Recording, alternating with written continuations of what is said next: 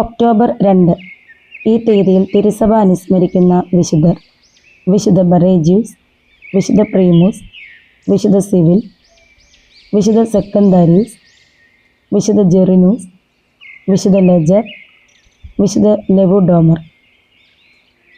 അതുപോലെ തന്നെ കാവൽ മാലാഖമാരെയും തിരുസഭ അനുസ്മരിക്കുന്നുണ്ട്.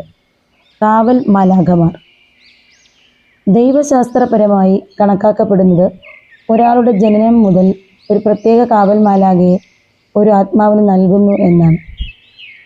രക്ഷ പ്രാപിക്കുന്നതിന് തടസ്സമായി അപകടങ്ങളിൽ നിന്ന് ഒരു വ്യക്തിയെ രക്ഷിക്കാനാണ് ഇപ്രകാരം ചെയ്യുന്നത്. പ്രസാദപരാവസ്ഥയിൽ ആയിരിക്കുന്ന ഒരു വ്യക്തിയുടെ ആത്മാവിനെ പുണ്യപൂർണതയിൽ എത്തിക്കാൻ മാധ്യസ്ഥം വഹിക്കുന്നവരാണ് കാവൽ മാലാഖമാർ. ശിശുക്കളെപ്പറ്റി സംസാരിച്ചു കൊണ്ടിരിക്കുമ്പോൾ ഈശോ ഇപ്രകാരം അരുൾ ചെയ്തു: ഈ കുഞ്ഞുങ്ങളിൽ ആരെയും നിന്ദിക്കാതിരിക്കാൻ ശ്രദ്ധിച്ചുകൊള്ളുവിൻ. സ്വർഗത്തിൽ അവരുടെ ദൂതന്മാർ എൻ്റെ സ്വർഗസ്ഥനായ പിതാവിൻ്റെ മുഖം ദർശിച്ചുകൊണ്ടിരിക്കുകയാണെന്ന് ഞാൻ നിങ്ങളോട് പറയുന്നു. മത്തായി 18:10. ഈ വാക്കുകളിൽ നിന്നും ഓരോ മനുഷ്യനും ഓരോ കാവൽ മാലാഖയുണ്ടെന്ന് മനസ്സിലാക്കാവുന്നതാണല്ലോ. ഓരോ രാജ്യത്തിനും ഓരോ നഗരത്തിനും ഓരോ സ്ഥാപനത്തിനും ഓരോ കാവൽ മാലാഖയുണ്ടെന്ന് അഭിപ്രായമുണ്ട്. അതുപോലെ തന്നെ ഈ വചനം വ്യക്തമാക്കുന്നത് സ്വർഗപിതാവിൻ്റെ പക്കൽ തങ്ങളെ ഏൽപ്പിച്ചിരിക്കുന്ന ആത്മാവിന് അർഹമായ നീതി നടത്തി കൊടുക്കുവാൻ നിരന്തരം മാലാഖമാർ അപേക്ഷിച്ചുകൊണ്ടാണ് ഇരിക്കുന്നത്. ഒരേ സമയം സ്വർഗത്തിൽ ദൈവസന്നിധിയിലും ഭൂമിയിൽ വ്യക്തിയുടെ സമീപത്തും സന്നിഹിതരാണ് കാവൽ മാലാഖമാർ. കത്തോലിക്ക സഭയുടെ മതബോധന ഗ്രന്ഥം വിവരിക്കുന്നത് ജീവിതത്തിൻ്റെ ആരംഭം മുതൽ മരണം വരെ മനുഷ്യജീവിതം കാവൽ മാലാഖമാരുടെ മാധ്യസ്ഥത്താലും ശ്രദ്ധാപൂർവമായ സംരക്ഷണയാലും ചുറ്റപ്പെട്ടതാണ് എന്നാണ്.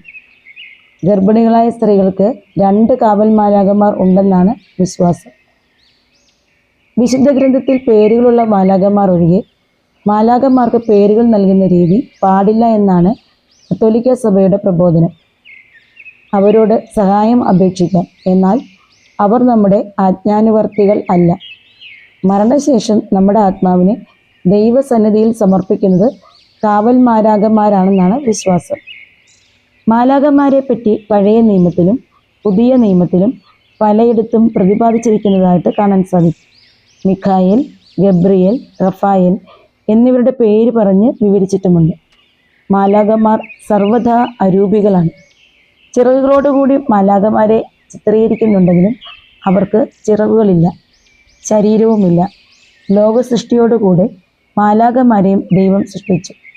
അവരിൽ ചിലർ അഹങ്കാരം നിമിത്തം പാപം ചെയ്തു, ദൈവകോപത്തിന് വിധേയരായി. അവരാണ് പിശാചുക്കൾ അഥവാ അധപ്പതിച്ച മാലാഖമാർ. മാലാഖമാരുടെ പരിപൂർണതയനുസരിച്ച് 3 ഹൈറാർക്കികളുണ്ട്. ഓരോ ഹൈറാർക്കിയിലും 3 വൃന്ദങ്ങളുണ്ട്. 1.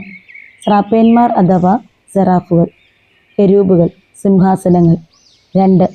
അധികാരികൾ, ശക്തികൾ, ബലവത്തുക്കൾ. 3. പ്രധാനികൾ, മുഖ്യദൂതന്മാർ, ദൈവദൂതന്മാർ. ദൈവദൂതന്മാർ അഥവാ മാലാഖമാർ എന്ന പദം 9 വൃന്ദം മാലാഖമാരെ പറ്റി പ്രയോഗിക്കുമെങ്കിലും കാവൽ മാലാഖമാർ ഈ 9ാമത്തെ വൃന്ദത്തിൽ നിന്ന് മാത്രമാണ് തിരഞ്ഞെടുക്കപ്പെട്ടിരിക്കുന്നത്.